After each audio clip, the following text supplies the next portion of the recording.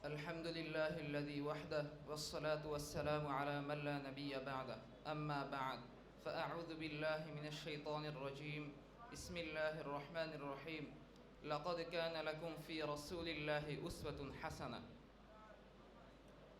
আল হিদায়াহ ছাত্র পাঠাগার কর্তৃক আয়োজিত বার্ষিক প্রতিযোগিতা অনুষ্ঠানের সম্মানিত সভাপতি, দক্ষ বিচারক মণ্ডলী এবং সুদক্ষ পরিচালকদ্বয় এবং আমার সামনে উপবিষ্ট বাংলার দূর দূরান্ত থেকে আগত একঝাঁক এলেম পিপাসু ছাত্র ভাইয়েরা, সকলকেই জানাই আন্তরিক মোবারকবাদ।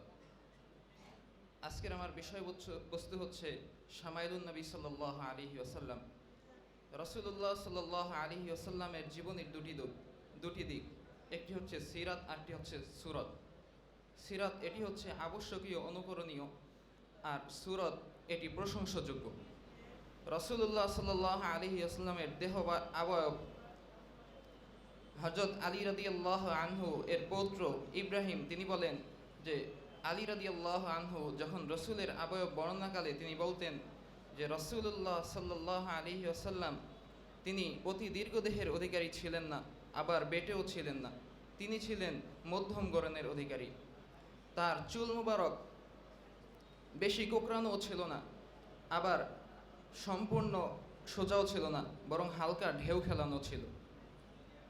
তার দেহ মোবারক অত্যাধিক মোটা ছিল না এবং তার চেহারা মোবারক একদম গোলাকার ছিল না, বরং কিছুটা গোলাকৃতির ছিল। তার গায়ের রং সাদা ও লাল মিশ্রিত দুধে আলতা ছিল। চক্ষুদ্বয় গাঢ় কালো, পলক দীর্ঘ ও অঙ্গ প্রত্যঙ্গের জোড়ার হাড় বেশ মোটা ছিল। তার দুকাদের মধ্যবর্তী স্থানও বেশ মোটা ও মাংসল ছিল। তার দেহ মোবারকে অত্যাধিক অস্বাভাবিক অতিরিক্ত লোম ছিল না। তার বক্ষদেশ হতে নাভি পর্যন্ত লোমের একটি সরু রেখা ছিল। তার হাত ও পাদয় মাংসল ছিল।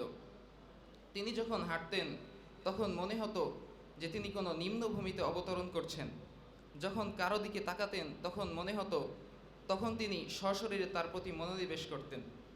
তার উভয় কাঁধের মধ্যবর্তী স্থানে মোহরে নবুয়ত ছিল, আর তিনি ছিলেন সর্বশেষ নবী।